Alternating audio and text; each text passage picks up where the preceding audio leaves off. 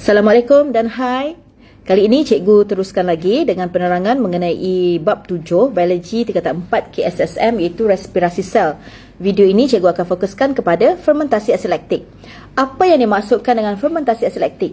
Okey, fermentasi asid laktik sebenarnya ialah proses penguraian glukosa kepada asid laktik dan juga tenaga. Okey, so ada dua hasil daripada fermentasi asid laktik ini. Okey, dalam tingkatan 4, kita akan tengok dua contoh, iaitu fermentasi asid laktik yang berlaku dalam bakteria Lactobacillus dan juga pada sel otot manusia. Okey, bakteria Lactobacillus merupakan bakteria baik yang kita boleh jumpa dengan banyaknya dalam sistem pencernaan manusia, dalam salur pencernaan manusia. Okey, apa yang dijalankan oleh bakteria Lactobacillus ini sebenarnya adalah menukarkan laktosa, iaitu gula susu, kepada asid laktik. Jadi asid laktik yang terkumpul ini sebenarnya akan menukarkan ataupun akan menggumpalkan kesin ataupun protein susu menjadi dadih ataupun yogurt. Okey, rasa masam yang kita dapat rasa pada yogurt tu sebenarnya adalah datang daripada asid laktik ni.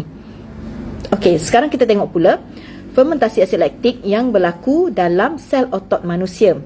Okey, sel otot manusia seperti mana sel-sel lain dalam badan manusia sebenarnya menjalankan respirasi aerob. Cuma dalam keadaan apabila seseorang individu itu menjalankan aktiviti lasak. Okey, contoh maraton ataupun mendaki gunung.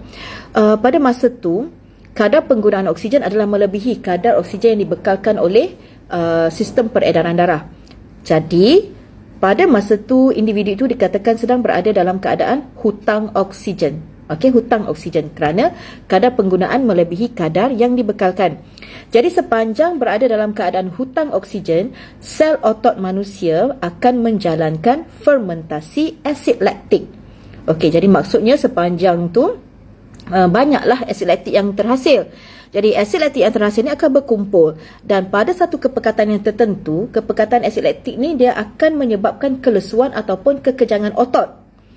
Okey.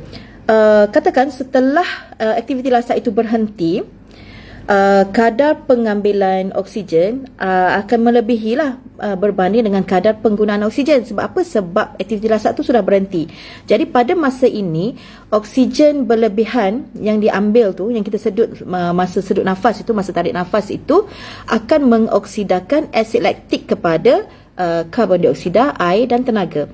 Jadi selepas semua asid laktik sudah dioksidakan, maksudnya semua asid laktik sudah disingkirkan, semua asid laktik sudah ditukarkan kepada karbon dioksida, air dan tenaga, pada masa itu kita katakan hutang oksigen telah dibayar.